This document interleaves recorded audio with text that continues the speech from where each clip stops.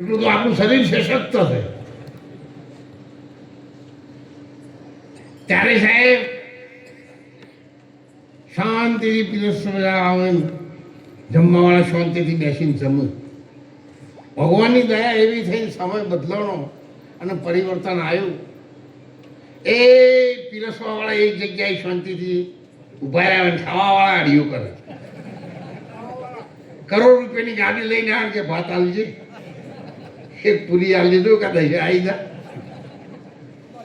છતાં પણ સમયનો આપણે સ્વીકાર કરવો પડે. આપણે એ બધું જાણીએ છીએ, આપણે બધા વેલ એજ્યુકેટેડ ભણેલા ગણેલા છીએ. આપણને કેમ સમજણ ન પડે? સમજણ બધું પડે છે, પણ કહેવા છતાં પોતાનું માન પોતાના કુટુંબમાં જાળવી શકાય એવું નથી. સ્થિતિ પેદા થઈ છે. એ સંસ્કૃતિ ધીરે ધીરે પ્રકૃતિમાંથી સંસ્કૃતિમાં આપણે આવ્યા અને આપણા પછીના બધા વિકૃતિમાં આવ્યા. જો તમારા ઘેર તમે છોડ ઉછેરો ને, એ સંસ્કૃતિ છે. અને એ છોડ તમારા ખેતરમાં જેઠાઓ પડીને આથી પ્રવાહનો ઉગે ને, એનું નામ સંસ્કૃતિ છે. અને ઉછેરેલું તમે આના કંઈ ભાજી નાખો ને, એ વિકૃતિ છે. માણસની દોડ અત્યારે હાલ કઈ બાજુ છે એ તો આપણાથી કશું કહેવાય એવું નથી. અને કોઈને આપણે કહીએ સારું પણ ન લાગે.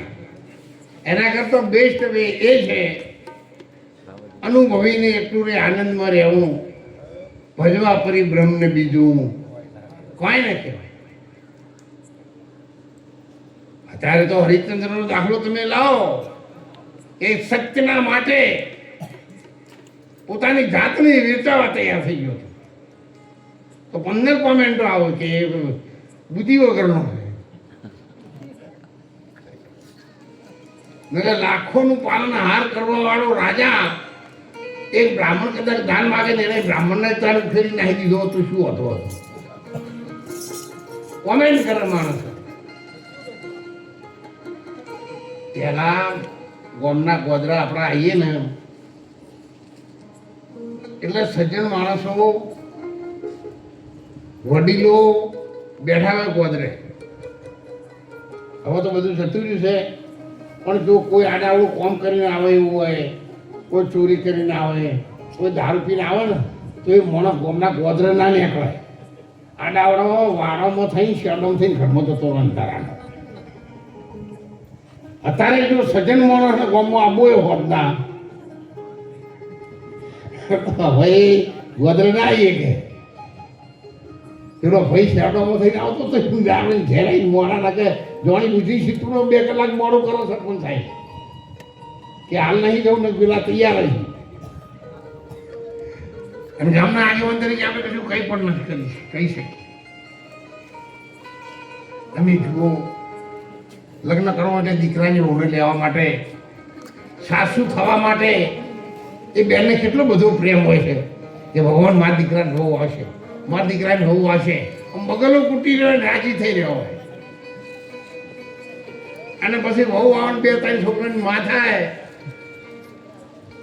અને કેવું ના વાપરે એટલે પાડોશી બોલાવો ન કોણ. અમારું સાંભળતા નથી.